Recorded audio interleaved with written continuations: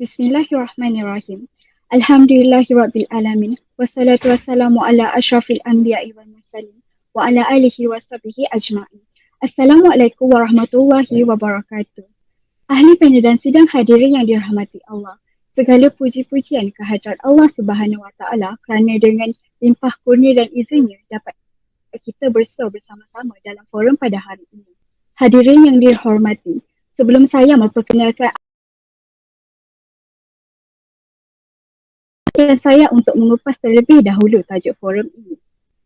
Forum kita pada hari ini bertajuk Cabaran Akidah Semasa.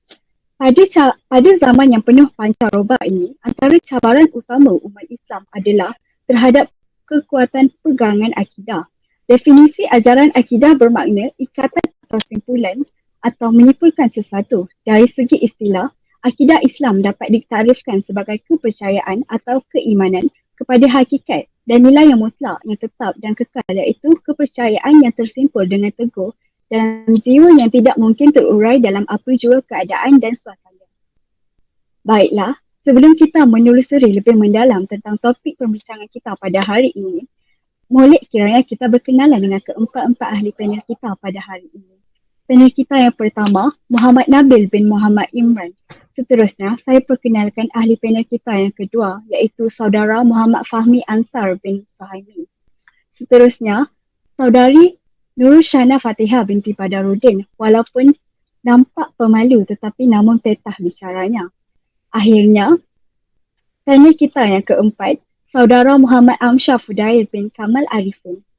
Usai salam perkenalan dengan semua ahli panel, kembali kepada topik forum kita, iaitu cabaran akidah semasa.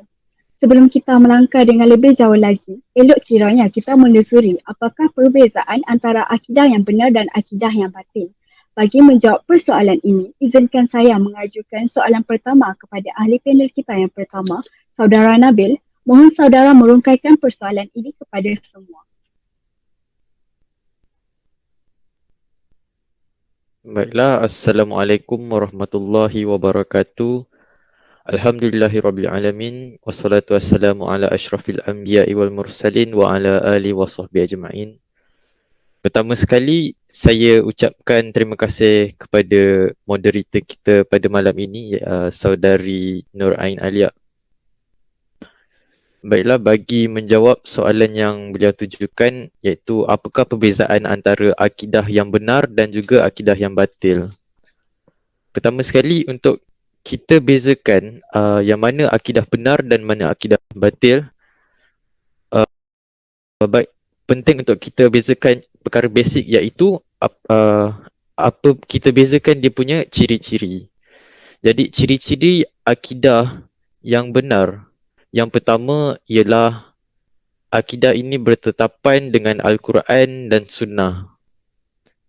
Dan yang kedua, akidah yang benar ialah akidah yang meyakini konsep uluhiyat, nubuwat dan ghaibiyat. Uluhiyat ni senang dikata beriman kepada Allah dan sifat-sifatnya. Nubuwat pula ialah konsep Rasul dan Nabi, dan ghaibiyat pula ialah konsep perkara ghaib yang kita percaya tapi kita tak nampak. Contohnya seperti syurga dan neraka. Manakala kalau untuk akidah yang batil pula, ciri yang pertama, akidah ini syirik. Apa yang dimaksudkan dengan syirik ialah perbuatan yang menyekutukan Allah Subhanahu Wa Taala dari segi zat, sifat dan af'alnya. Seterusnya, akidah yang batil, ciri-cirinya yang kedua ialah khurafat, iaitu perbuatan atau kepercayaan karut, atau orang panggil kita panggil tahyul. Perbuatan ini salah di sisi agama Islam. Dan ciri yang ketiga untuk akidah yang batil ialah kufur, iaitu akidah ini tidak percaya kepada Allah Subhanahu Taala dan Rasulnya. Dan seterusnya, yang keempat, akidah yang batil, ciri yang keempat ialah bid'ah. Bid'ah ni kita boleh bahagikan kepada dua, iaitu yang pertama bid'ah yang dipuji dan yang kedua ialah bid'ah yang dikeji atau yang dihina. Bid'ah yang dipuji ialah pembaharuan. Bid'ah ni kalau secara amnya bid'ah ni maksudnya pembaharuan, sesuatu yang baru. Jadi bila bid'ah yang dipuji ini ialah pembaharuan atau kepercayaan yang mengikut masih lagi dalam syariat Islam, tidak melanggar syariat Islam. Manakala untuk bid'ah yang keji, iaitu bid'ah ini terjatuh dalam kategori akidah yang batil, akidah yang salah, iaitu kepercayaan atau pembaharuan yang bercanggah dengan syariat Islam. Dan yang terakhir, untuk perbezaan akidah yang batil ini sifatnya kepercayaan yang akidah ini membawa kepercayaan yang bercanggah dengan Al-Quran dan hadis. Jadi saya ingin selitkan sedikit perkara yang boleh merosakkan iman seseorang. Yang pertama, iman seseorang itu boleh rosak adalah apabila seseorang itu menolak Al-Quran dan hadis, tidak kira sama ada sebahagian atau keseluruhannya. Firman Allah Subhanahu Wa Taala, sebentar saya bacakan. Innal ladzina yakfuruna billahi wa rusulihi wa yuriduna an yufarriquna bainallahi wa rusulihi wa yaquluna nu'minu bi ba'din wa nakfuru bi ba'din wa yuriduna an yattakhidu baina dzalika sabila ulaika humul kafiruna haqqan wa a'tadna lil kafirina 'adaban muhina, yang bermaksud sesungguhnya orang-orang yang kafir kepada Allah Subhanahu Wa Taala dan rasul-rasulnya dan bermaksud memperbezakan antara keimanan kepada Allah Subhanahu Wa Taala dan rasul-rasulnya dengan mengatakan kami beriman kepada yang sebahagian dan kami kafir terhadap sebahagian yang lain, serta bermaksud dengan perkara itu mengambil jalan tengah di antara iman atau kafir. Merekalah orang-orang yang kafir sebenar-benarnya. Surah An-Nisa ayat 150 dan ayat 151. Dan yang seterusnya, yang kedua, iman seseorang itu boleh rosak apabila dia menolak perkara yang dia didarurahkan dalam Islam, iaitu hukum hakam agama yang sudah jelas diketahui, sama ada dalam bentuk meninggalkan suruhan seperti solat fardu atau melakukan larangan seperti zina. Allah Subhanahu Wa Taala menjelaskan dalam firman-Nya, wa ma kana limu'minin wala mu'minatin idza qadallahu wa rasuluhu amran an yakuna lahumul khiyaratu min amrihim, yang bermaksud dan tidaklah patut bagi lelaki-lelaki yang mukmin dan tidak pula bagi wanita yang mukmin apabila Allah Subhanahu Wa Taala dan Rasulnya telah menetapkan sesuatu yang ketetapan atau akan ada bagi mereka pilihan yang lain tentang urusan mereka. Surah Al-Ahzab ayat 36. Seterusnya, yang ketiga, iman seseorang itu boleh rosak apabila dia menolak atau tidak percaya kepada mana-mana rukun iman. Okey, rukun iman kita ada 6, rukun Islam 5. Rukun iman yang pertama, beriman kepada Allah Subhanahu Wa Taala.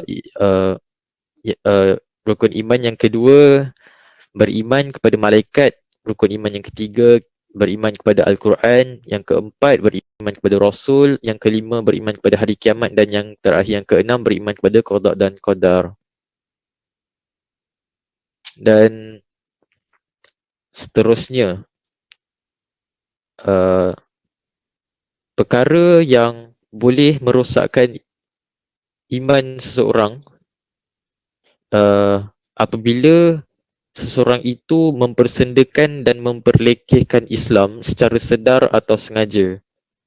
Sebagai contoh, saya bagi contoh seseorang lelaki yang makan tengah hari, lunch, makan tengah hari semasa bulan puasa, bulan Ramadan di hadapan khalayak ramai. Ini dah jatuh dalam mempersendakan dan memperlekehkan Islam secara sedar. Dan yang sebahagian juga ulama berpendapat bahawa iman seseorang itu boleh rosak apabila dia memusuhi Islam atau menolong musuh memerangi Islam. Sebagai contoh yang mudah, saya bagi seorang lelaki Muslim ini, dia dia membantu orang Israel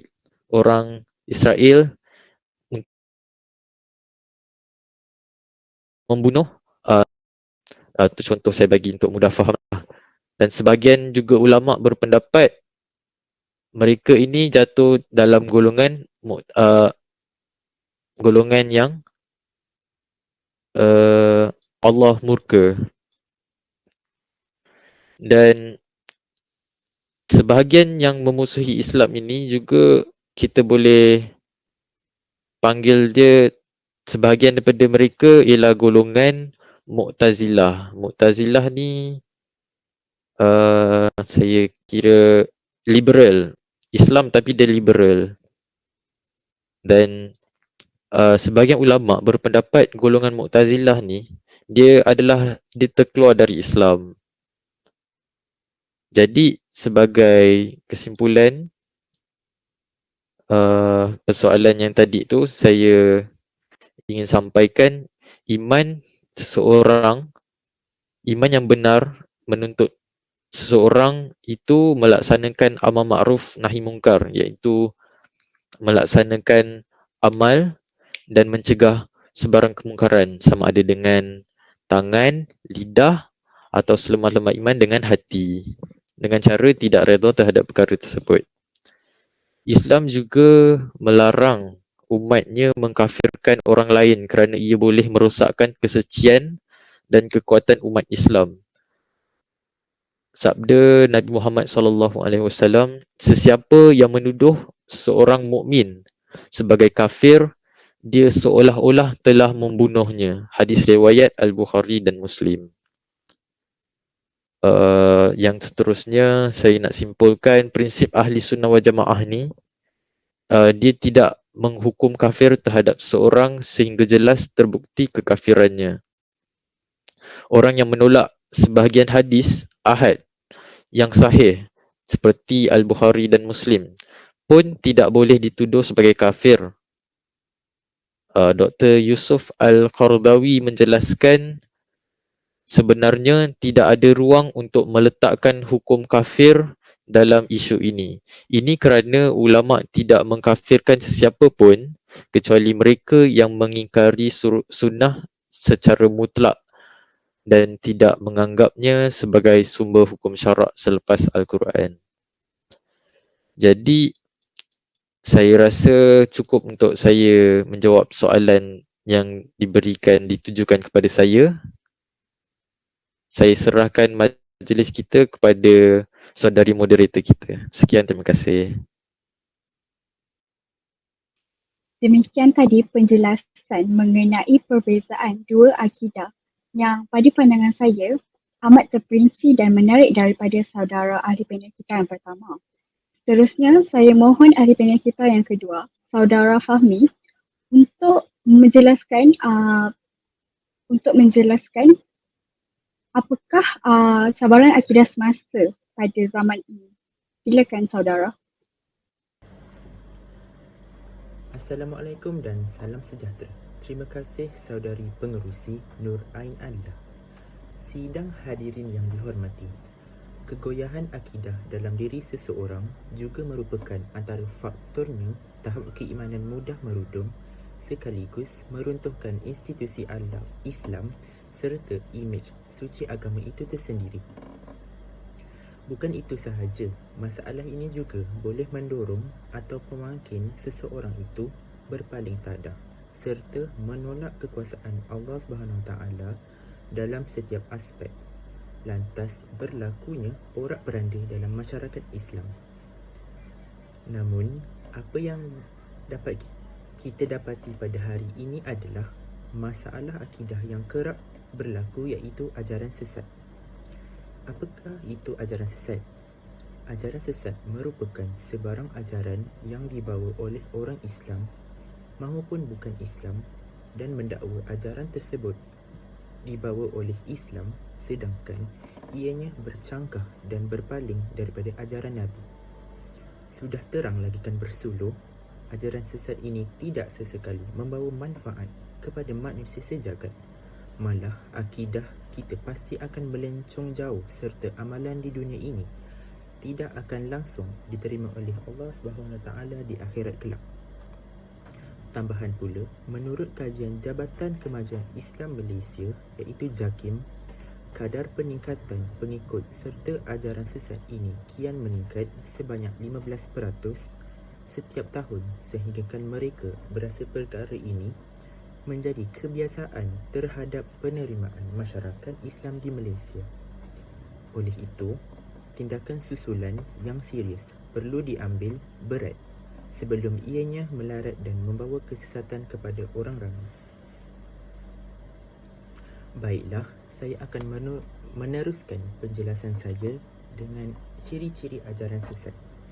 Antaranya ialah mengakui diri atau gurunya sebagai Imam Al-Mahdi, mempercayai bahawa gurunya boleh menebus dosa dengan wang dan mempercayai bahawa orang tertentu tidak akan mati dan akan bangkit seperti Imam Mahdi. Dengarkan sahaja sudah mengarut, bukan?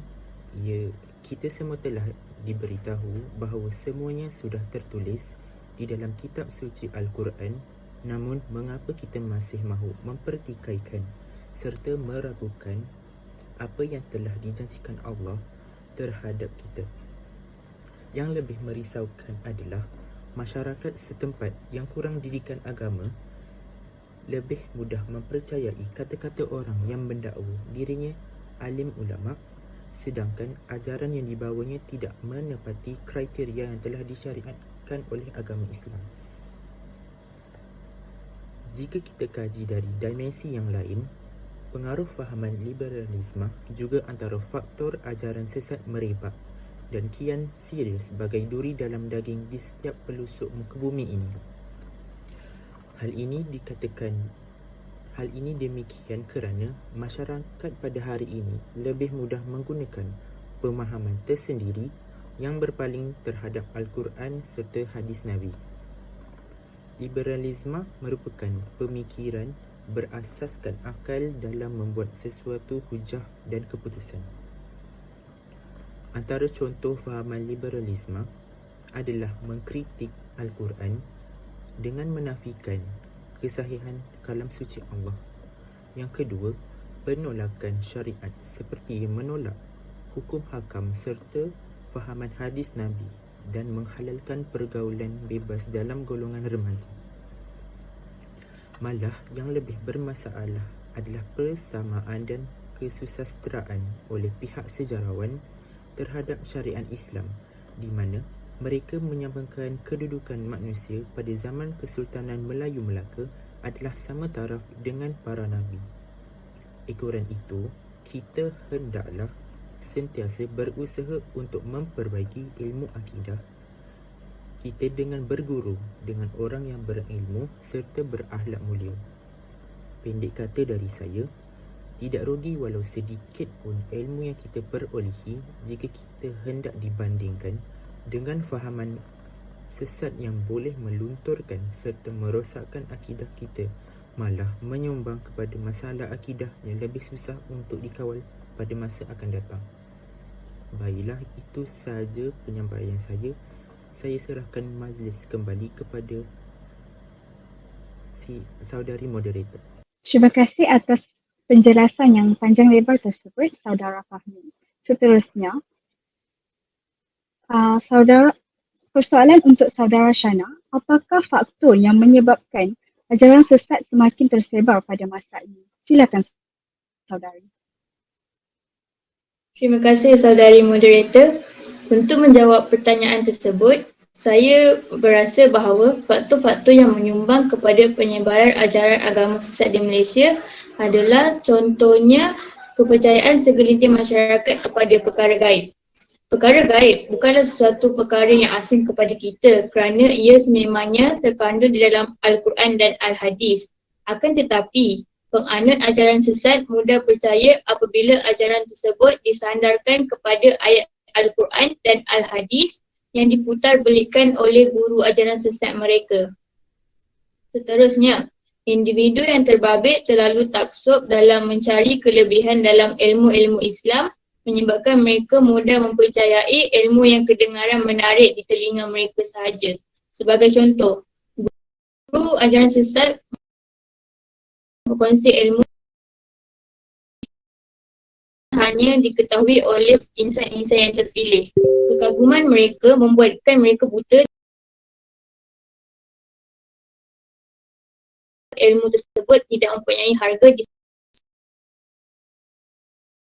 mereka juga sesuai mengikut keselesaan mereka sendiri dengan menjadikan sesuatu ibadah itu mudah dan tidak perlu dilakukan dengan bersungguh-sungguh. Contohnya, ajaran matahari mengajar penganutnya untuk mendirikan solat dengan berniat sahaja. Terdapat juga ajaran sesat yang mendakwa bahawa ibadah haji boleh dilakukan di mana-mana sahaja dan tidak semestinya dilakukan di Mekah. Tambahan pula, kekurangan penyebaran agama Islam yang sebenar secara meluas di kawasan persekitaran juga turut menyumbang kepada berlakunya ajaran sesat. Sebagai contoh, kurangnya aktiviti ceramah dan tilawah Al-Quran melemahkan pegangan akidah masyarakat dan mereka mudah diracuni oleh ketua ajaran sesat yang mengambil peluang keemasan tersebut untuk meluaskan pengaruhnya. Mereka juga tertarik dengan ajaran sesat tersebut apabila dihasut dengan janji-janji manis oleh si ketua. Faktor yang terakhir ialah wujudnya sikap tidak ambil peduli dalam kalangan masyarakat kerana mereka takut apabila mereka menegur penganut agama ajaran sesat, mereka akan dilabel sebagai seorang yang suka jaga tepi kain orang. Tambahan pula, masyarakat tidak berhubung dengan pihak berkuasa untuk membantu memberkas mereka yang menganut ajaran sesat kerana takut dipandang serong dan dikeji oleh mereka yang berasa marah kerana aktiviti mereka terbongkar. Akhir sekali, mereka tidak mahu mengambil tahu urusan orang lain kerana beranggap bahawa ajaran sesat tersebut tidak akan membawa kemudaratan sekiranya mereka tidak dipengaruhi. Itu sahaja perkongsian saya untuk hari ini. Saya berharap apa yang telah saya kongsikan dapat menjawab pertanyaan saudari moderator. Sekian, terima kasih.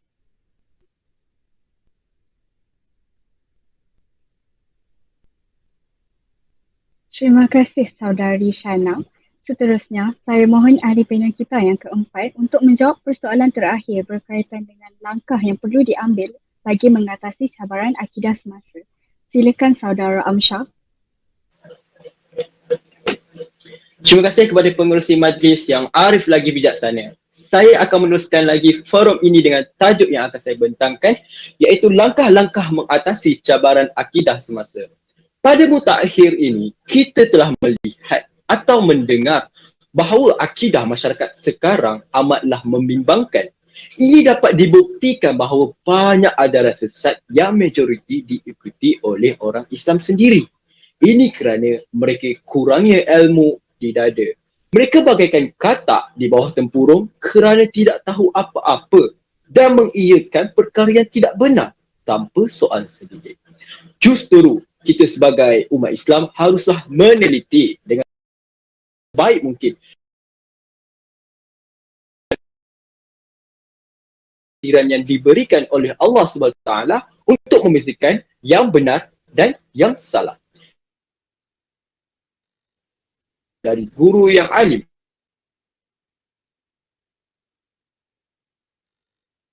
dan siqah.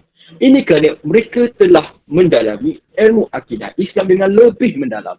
Namun begitu, kita gelintir guru yang terpesona pada agama dan menyebabkan mereka lebih fanatik ke arah ajaran sesat. Contoh, kata-kata golongan fonetik ialah setiap kata-kata boleh diterima dan ditolak kecuali Nabi Muhammad sallallahu alaihi wasallam yang maksum, Al-Imam Hasan Al-Banna. Jadi kita sendiri haruslah berilmu dan merujuk kepada Al-Quranul Karim dan sunnah Rasulullah yang sahih serta ijma' al-salaf al-salih dalam masalah akidah.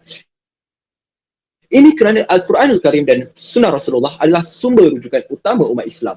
Seterusnya, umat Islam perlulah berhati-hati terhadap slogan keadilan dan hak asasi manusia. Ini kerana secara halus menafikan hak Allah Subhanahu Wa Taala dalam keaslan syariat Islam yang bersumberkan wahyu dan bersifat wahabi. Bukan itu sahaja, kita juga haruslah peka terhadap ideologi-ideologi baru yang datang daripada luar, terutamanya daripada barat. Ini kerana terdapat ideologi-ideologi baru yang datang daripada luar, terpesong daripada ajaran agama Islam. Jadi kita haruslah menegakkan kebenaran Islam supaya ideologi-ideologi barat ini kita dapat tumpaskan dan menunjukkan bahawa umat Islam bukanlah lemah di pesada dunia. Akhir sekali, kita perlulah sentiasa berhati-hati dengan hadis-hadis dhaif dan palsu yang menyentuh permasalahan akidah.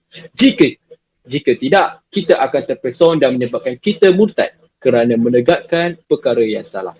Oleh itu, sebelum berhujah sesuatu perkara, kita haruslah meneliti terlebih dahulu tentang kesahihannya dengan merujuk guru-guru alim. Konklusinya, sebagai umat Islam haruslah meningkatkan iman kerana iman mencerminkan peribadi seseorang dan menjadi benteng kepada kita dalam menolak akidah yang terpesong. Sebelum majlis ini diteruskan lagi oleh pengerusi majlis, ingatlah bahawa kesalahan yang lama memberikan pengajaran mencegahkan kita untuk melakukan kesalahan yang lama. Manusia tidak pernah lari daripada kesalahan, namun kita haruslah bijak dalam mengatasi kesalahan. Itu sahaja daripada yang buruk daripada saya, yang baik datang daripada dan yang datang daripadanya. Sekian wabillahi taufiq hidayah. Assalamualaikum warahmatullahi wabarakatuh. Terima kasih saudari Amsyah. Demikian tadi perbincangan daripada semua ahli panel kita mengenai cabaran akidah semasa. Sidang hadirin yang dihormati, kalau berjalan dah sampai ke batas, kalau berkayuh dah sampai ke pulau, kalau berdaki dah sampai ke penghujung, kita telah sampai ke penghujung bicara. Lantaran keterbatasan waktu, saya mohon mengundur diri.